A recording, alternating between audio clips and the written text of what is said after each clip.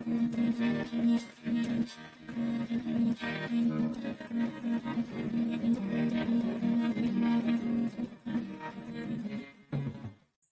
and welcome you all to the another lecture of Physitronics Building the Concepts on Physics. তো আজকে আমাদের আলোচনার বিষয় হলো আপেক্ষিক বেগ, আপেক্ষিক ত্বরণ, এই জিনিসগুলো আমরা আলোচনা করব।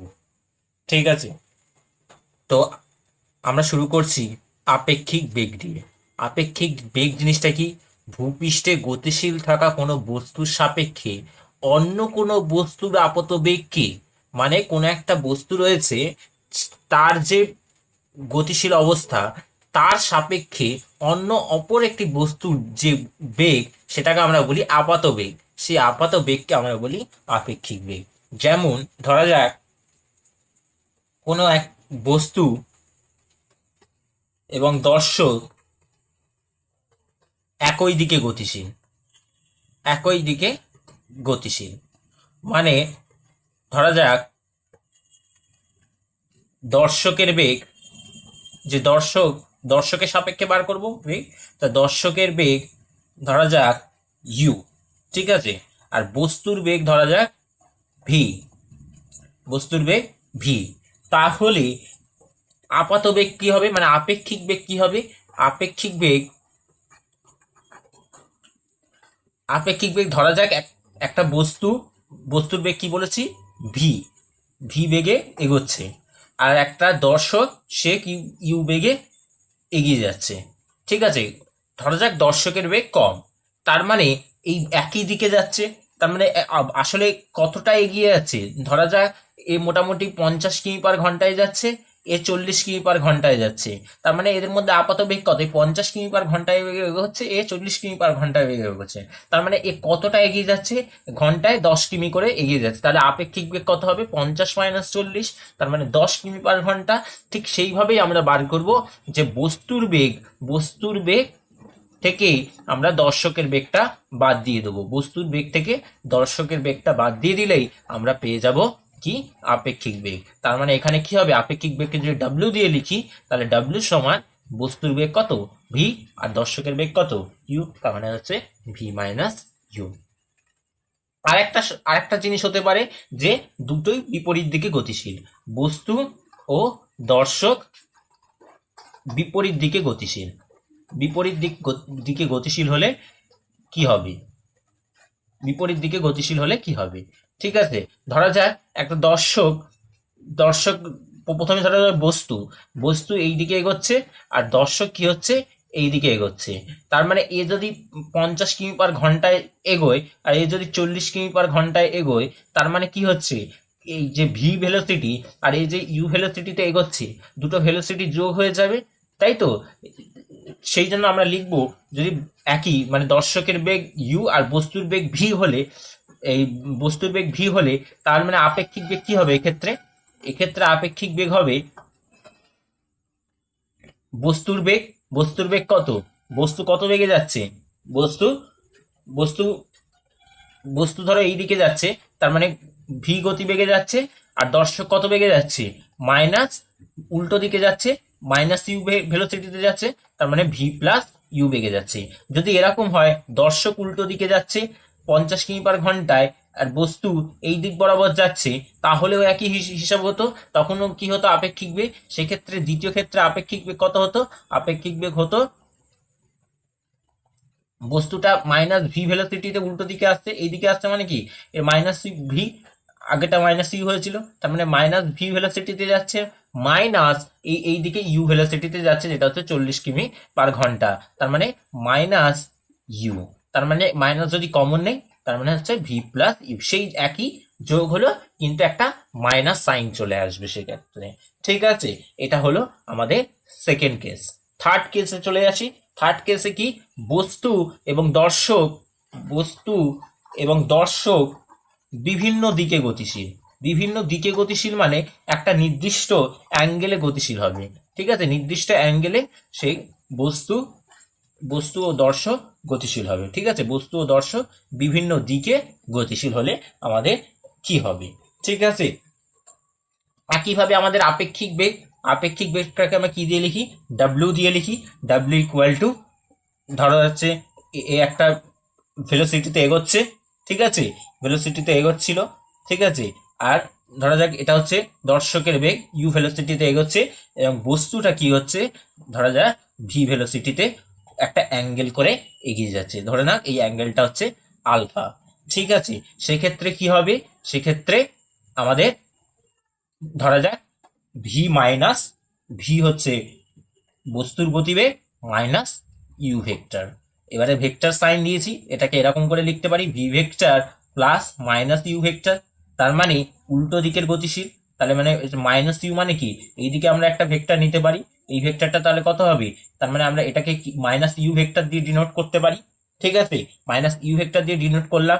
এবারে তাহলে এই অ্যাঙ্গেলটা কত হবে, এইটা যদি আলফা হয় তার মানে এইটা কত হবে 180 ডিগ্রি মাইনাস আলফা, ঠিক আছে, 180 ডিগ্রি মাইনাস আলফা।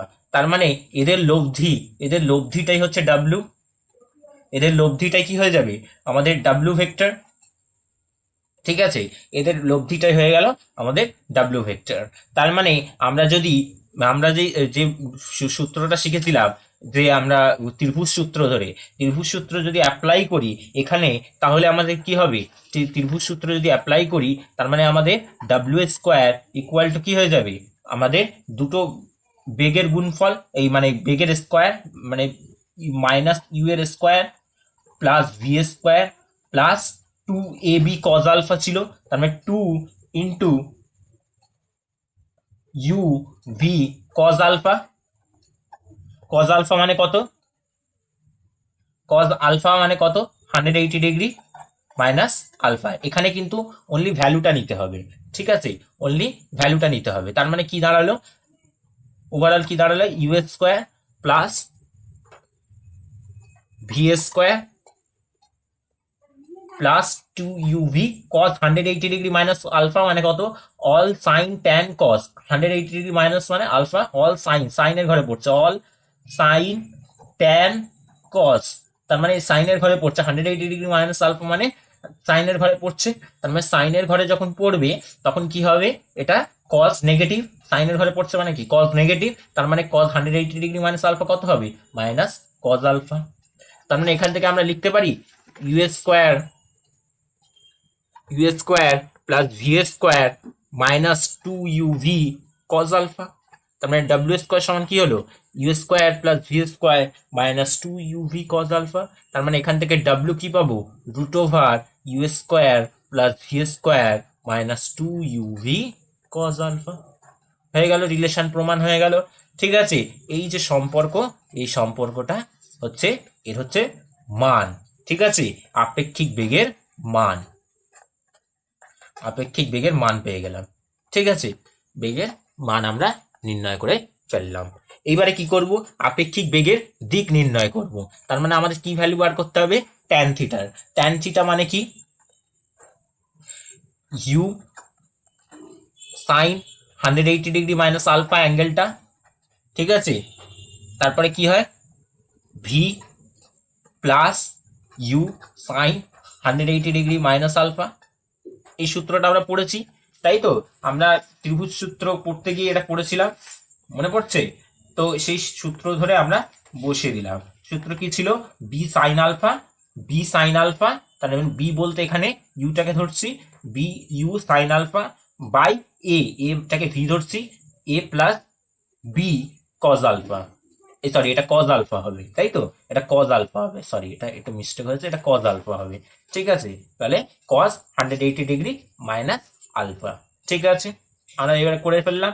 এবার এখান থেকে মানটা আমরা বার করব, কি হবে, u sine 80 degree 180 degree all sine tan cos যদি করি, অল সাইন ট্যান কস, তার মানে সাইনের ঘরে পড়ছে 180 ডিগ্রি মাইনাস আলফা মানে সাইনের ঘরে পড়ছে, তাহলে সাইন পজিটিভ হবে, তার মানে কি হবে ইউ সাইন আলফা, ঠিক আছে, ইউ সাইন আলফা ভি, আর এদিকে কি হবে u cos cos 180 degree minus alpha, এক্ষুনি করলাম মাইনাস কজ আলফা হয়ে যাবে, তার মানে এটা u v minus u cos alpha হয়ে যাবে, ঠিক আছে। তার মানে থিটা সমান কি হয়ে যাবে, থিটার ভ্যালুটা কি হয়ে যাবে, tan inverse u sine alpha by v minus u cos alpha, ঠিক আছে। এইটা আমাদের যে আপেক্ষিক বেগের দিক নির্ণয় করে ফেললাম। আপেক্ষিক বেগের দিক, আপেক্ষিক বেগের দিক নির্ণয় করে ফেললাম। ঠিক আছে, আপেক্ষিক বেগের দিক নির্ণয় আমরা করে ফেললাম, খুব সহজেই আমরা করে ফেললাম। এবারে ধরা যাক কোনো গতিশীল বস্তু রয়েছে, কোনো গতিশীল বস্তুর সাপেক্ষে বৃষ্টির আপেক্ষিক বেগ কি হবে? গতিশীল বস্তুর সাপেক্ষে, গতিশীল বস্তুর সাপেক্ষে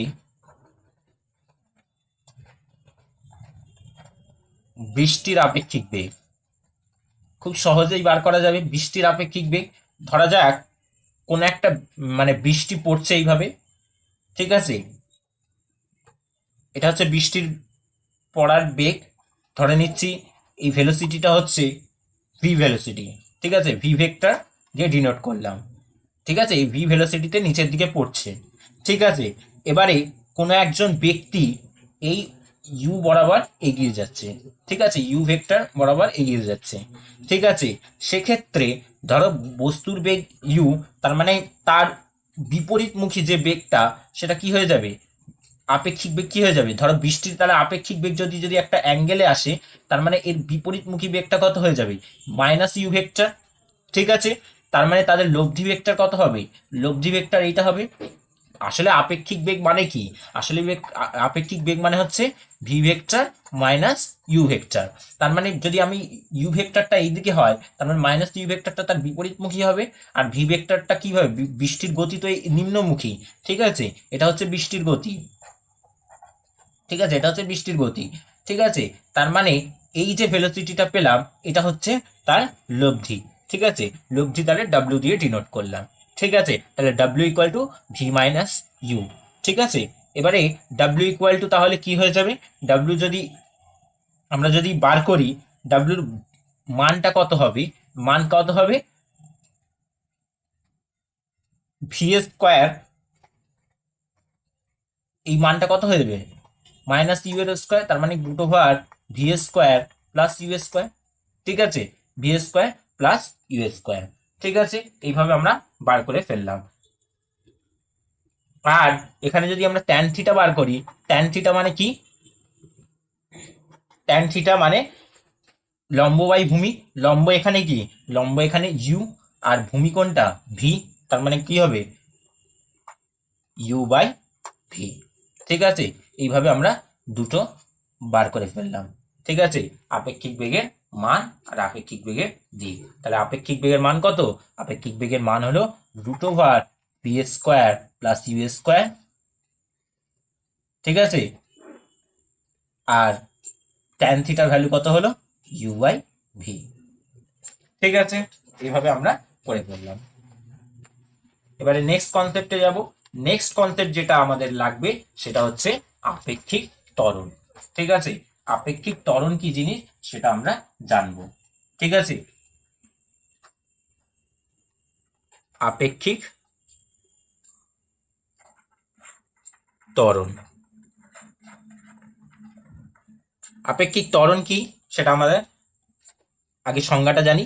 একইভাবে যেমন ভাবে আপেক্ষিক বেগ লিখেছিলাম ঠিক একইভাবে ভূপৃষ্ঠে গতিশীল থাকা কোনো বস্তুর সাপেক্ষে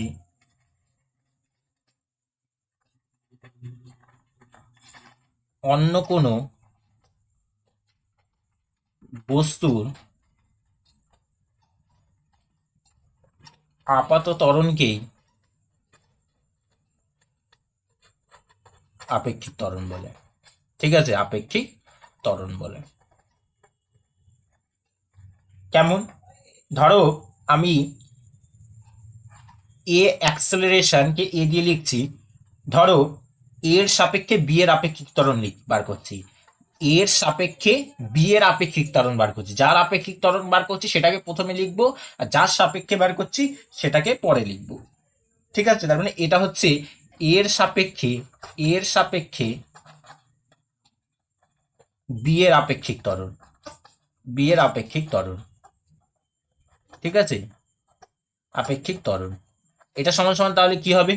এর সাপেক্ষে বি এর আপেক্ষিক ত্বরণ, এটা হয়ে যাবে এ বি মাইনাস এ এ, ঠিক আছে। এ এর সাপেক্ষে বি এর আপেক্ষিক ত্বরণ এ বি মাইনাস এ, এইভাবে মনে রাখবে। আর যদি এটা উল্টো হতো, মানে এ বি যদি বার করতাম, তার মানে এটা কি হতো, বি এর সাপেক্ষে এ এর আপেক্ষিক ত্বরণ, বি এর সাপেক্ষে এ এর আপেক্ষিক ত্বরণ, ঠিক আছে, এর আপেক্ষিক ত্বরণ, ঠিক আছে। তাহলে কি হতো, তার মানে এটা কি হয়ে যাবে, এ এ মাইনাস এ বি। এইভাবে আমরা আপেক্ষিক ত্বরণ বার করতে পারি, ঠিক আছে।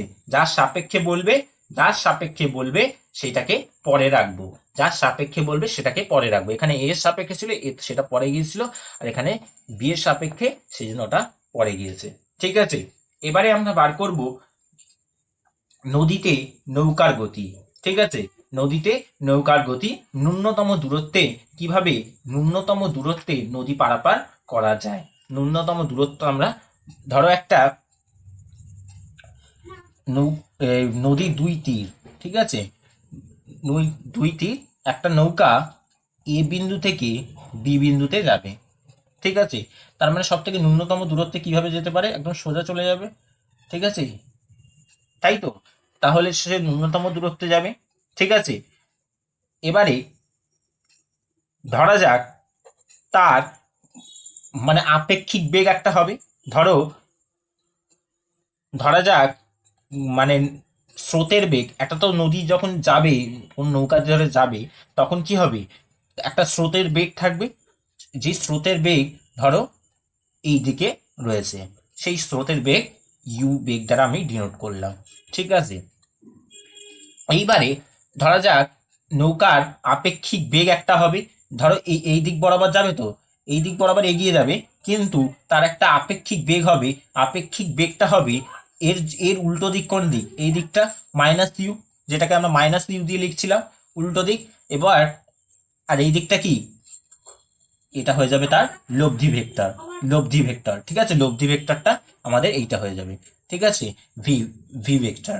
তার মানে এইটা তার এই অ্যাঙ্গেলটা যদি কত হবে, এই অ্যাঙ্গেলটা যদি আমি ধরে নিচ্ছি থিটা অ্যাঙ্গেলে, ঠিক আছে, এই অ্যাঙ্গেলটা হচ্ছে থিটা অ্যাঙ্গেল, তাহলে ভি কস থিটা, আর এই দিকটা আমরা ধরে নিচ্ছি ভি সাইন থিটা। কেন, কারণ যেদিকে আমরা জানি যেদিকে অ্যাঙ্গেলটা থাকে সেই দিকটা কস থিটা হয়, আর যেদিকে অ্যাঙ্গেলটা থাকবে না সেটা হয়ে যায় উলম্ব অংশ ভি সাইন থিটা।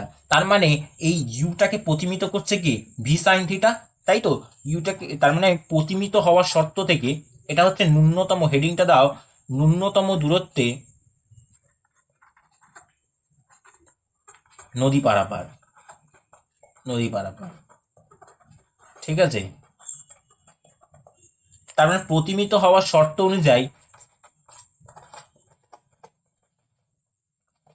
অনুযায়ী এটাকে প্রতিমিত করবে কখন, এই ইউ সমান সমান যদি ভি সাইন থিটা হয় তাহলেই প্রতিমিত হয়ে যাবে, ঠিক আছে। ইউ সমান ভি সাইন থিটা, তার মানে সাইন থিটা ইকুয়াল টু কি হবে, sine theta equal to u by v হবে। তার মানে এখান থেকে আমরা থিটা সমান কি লিখতে পারি, sine inverse u by v, হলো, এটা হয়ে গেল।